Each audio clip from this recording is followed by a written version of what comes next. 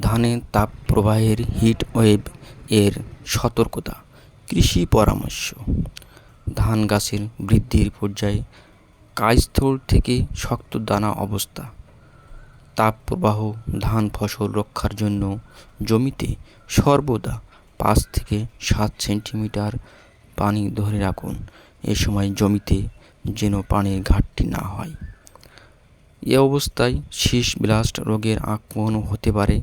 রোগের লক্ষণ প্রকাশ পাওয়ার আগেই প্রিভেন্টিভ হিসেবে বিকেলবেলা ট্রাইসাইক্লোজাল গ্রুপ এর ছত্রাকনাশক যেমন ট্রুফার, দিফা জিল 8 গ্রাম 10 লিটার পানিতে অথবা নাটিভো 6 গ্রাম 10 লিটার পানি 5% জমিতে 5 দিন ব্যবধানে 2 বার স্প্রে করতে হবে।